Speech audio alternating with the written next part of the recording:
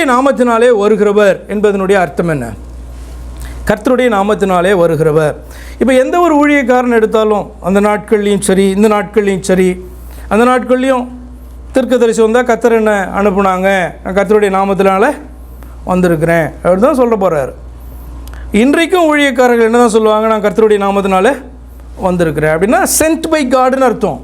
தேவனால் அனுப்பப்பட்டவன், தேவனுடைய செய்தியை சொல்லுகிறவன் அப்படிதான் அதனுடைய அர்த்தம். அப்போ கர்த்தருடைய நாமத்தினாலே வருகிறவர் என்று சொல்லப்பட்டிருக்கு, இயேசுவானவருக்கு அப்படி சொல்லப்பட்டிருக்கிறதனுடைய அர்த்தம் என்ன? ஸ்தோத்திரிக்கப்பட்டவர் என்பதனுடைய அர்த்தம் என்ன? கர்த்தருடைய நாமத்தினால் வருகிறவர் ஸ்தோத்திரிக்கப்பட்டவர் அப்படி சொல்லப்பட்டிருக்கு. அப்போ அதனுடைய அர்த்தம் என்னவாக புரிந்து கொண்டு இருக்கிறீர்கள்? யாராவது சொல்ல முடியுமா? கர்த்தருடைய நாமத்தினாலே வருகிறவர் ஸ்தோத்திரிக்கப்பட்டவர். அப்படி தேவன் மனுஷனாக இறங்கி வந்தபோது அந்த குழந்தை பார்த்திங்கன்னா காணப்படுது. பிறந்த பிறகு இப்படியான வாழ்த்துதல் அந்த மெசேஜோட, அந்த செய்தியோடு கூட இந்த வாழ்த்துதலின் சத்தமும் ஒலிக்குது. அந்த வாழ்த்துதலின் சத்தம் நமக்கு புரியணும். ஏன் பரலோகத்தில் சமாதானம் உண்டாகணும், பூமியிலே சமாதானம் உண்டாகணும், பூமியிலே காணப்படுற மனுஷர் மேலே தேவனுடைய பிரியம் உண்டாகணும் அப்படின்னு சொல்லப்படுகிறது நமக்கு புரியணும். அடுத்தது அவரை குறித்து ஸ்தோத்திரிக்கப்பட்டவர் அப்படின்னு சொல்லப்படுகிறது. கர்த்தருடைய நாமத்தினாலே வருகிறவர் என்று சொல்லப்பட்டிருக்கிறதே, அதனுடைய அர்த்தம் என்ன அப்படின்ட்டு நமக்கு இப்போ தேவனுடைய குமாரன் அப்படின்னு சொல்லிட்டு, நீங்கள் தேவனுடைய குமாரனா? Are you child of God? நீங்கள் தேவ பிள்ளையா? தேவ பிள்ளைனாலும் ஒன்று தான், தேவனுடைய குமாரன் என்றாலும் ஒன்று தான், தேவனுடைய குமாரத்தி என்று சொல்லலாம். வித்தியாசம் இருக்கா உங்களுக்கு? எப்படி நீங்கள் யோசிக்கிறீங்க?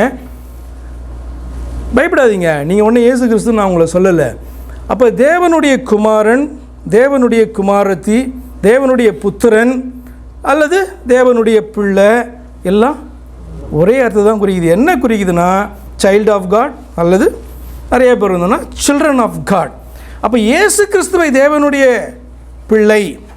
பிள்ளையாகி இயேசுன்னு இருக்கா இல்லையா, தேவனுடைய குமாரன் அப்படின்னு சொல்கிறதுக்கும் நம்மளை தேவனுடைய குமாரன் குமாரத்தி என்று சொல்வதற்கு வித்தியாசம் இருக்கா இல்லையா? கம்ப்ளீட்டாக டிஃப்ரெண்ட் மீனிங் அது. சரி, அந்த மீனிங் தான் நான் கேட்குறேன்னு அவர் பயந்து போய் நோன்னு சொன்னார். என்ன அப்படின்னு சொன்னால், தேவனுடைய குமாரர் என்று நிறைய காரியங்களை சொல்லலாம். ஆனால் இயேசு கிறிஸ்துவை தேவனுடைய குமாரன்னு சொல்கிறதற்கு ஒரே காரணம் தான் உண்டு. என்னென்னா, தேவன் குமாரனுடைய சரீரத்திலே, அதாவது குமாரர்களுடைய சரீரத்திலே, அதாவது ஆதாமை போல ஒரு மனிதனாக வெளிப்பட்டார் என்பதை அது குறிக்கிறது. அதை குறித்து நிறையா உங்களுக்கு நான் விளக்கியிருக்கேன் இல்லையா?